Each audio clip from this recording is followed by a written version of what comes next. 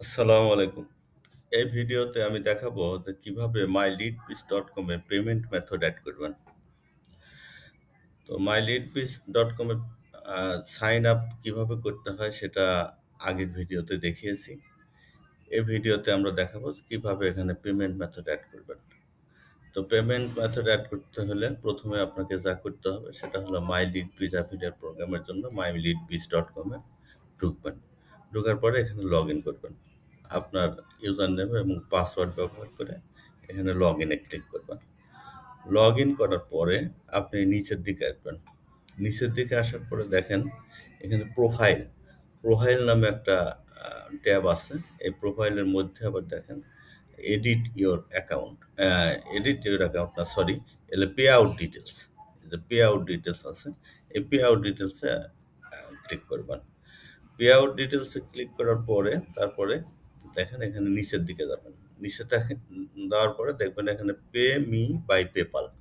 Pay me by PayPal আছে। এখানে আপনার এটাকে সিলেক্ট করবেন। সিলেক্ট করে এখানে আপনার পেপালের যে আপনার ইমেইল অ্যাড্রেস সেই ইমেইল অ্যাড্রেসটা এখানে দিবেন। আমার পেপালের ইমেইল অ্যাড্রেস ashmonix@gmail.com। এই সেই পেপালটা দিয়ে এখানে সেভ চেঞ্জে ক্লিক করবেন। এখানে হয়ে গেল। এখন প্রশ্ন হলো যে আপনার বাংলাদেশে যারা অ্যাফিলিয়েট আছেন, যারা বাংলাদেশে আ মানুষ যারা এই মাইলিটবিজ ডট কমে কাজ করতে চান, মাইলিটবিজ অ্যাফিলিয়েট প্রোগ্রামে কাজ করতে চান, তারা আম তো বাংলাদেশে তো পেপ্যাল আ সাপোর্ট করে না। সেই ক্ষেত্রে কি করবেন?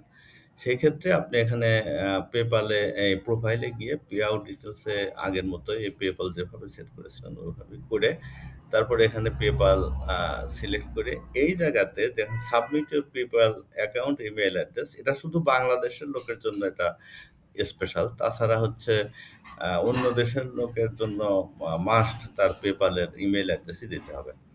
তো এখানে পেপ্যালের এখানে দিবেন। তারপরে সেখানে আপনার যে বিকাশ নম্বরটা দিবেন। ধরি 01 আ 6 24 আ 5 777 81 এখানে বিকাশ.com, মানে বিকাশ.com এভাবে দেবেন। অর্থাৎ আপনার বিকাশ নম্বরটা এখানে দিবেন। তারপর ডাইনে এখানে বিকাশ.com এখানে তাহলে আমরা বুঝবো যে আপনি এটা বিকাশে চাচ্ছেন। আর যদি আপনার ব্যাংক অ্যাকাউন্টে লিখতে চান, তাহলে ব্যাংক অ্যাকাউন্টটার অ্যাকাউন্ট নম্বরটা লিখবেন। ধরেন 169101 তারপরে 001 আ 987 যাই হোক এরকম একটা নাম্বার।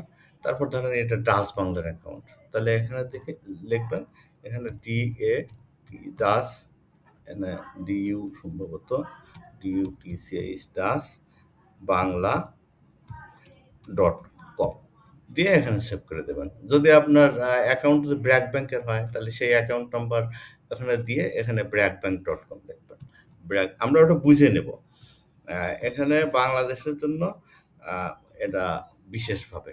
কিন্তু আমরা এই মুহূর্তে আসলে পেপ্যাল ছাড়া আমাদের আর কোনো আ ওয়েতে আমরা অন্য দেশে দিচ্ছি না। শুধু বাংলাদেশের জন্য শুধুমাত্র এখানে আপনি এইভাবে লিখবেন।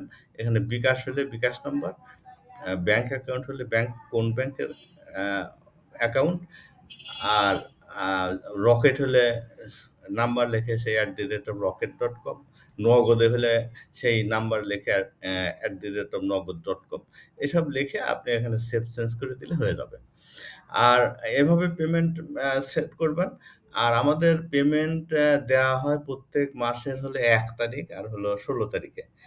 ১ তারিখে যে পেমেন্ট দেওয়া হয় সেই পেমেন্টের জন্য আ ২৭ তারিখে ইনভয়েস জেনারেট হয়। আর ১৬ তারিখে যে পেমেন্ট দেওয়া হয় সেজন্য ১১ তারিখে ইনভয়েস জেনারেট হয়। কিন্তু মিনিমাম পে আউট হলো $৩০। এখানে $৩০ যখন হবে যদি হয় তাহলে এ আ ২৭ তারিখে যদি $৩০ হয় তাহলে আপনার $৩০ বা তার বেশি হয় তাহলে ১ তারিখে আ সেই পেমেন্ট দিয়ে দেওয়া হবে। আবার যদি ১১ তারিখে $৩০ বা তার বেশি হয় তাহলে সেই পেমেন্টটা ১৬ তারিখে দিয়ে দেওয়া হয়। আর পেমেন্টের জন্য কোনো রিকোয়েস্ট করার কোনো প্রয়োজন হয় না। আর এই পেমেন্টগুলো আমরা অটোমেটিক দিয়ে থাকি। তো এইভাবে আপনার পে আউট সিস্টেম এবং পেমেন্টের মেথড এড করার নিয়ম। তো এই ভিডিওতে এ পর্যন্তই। সবাইকে ধন্যবাদ। আসসালামু আলাইকুম।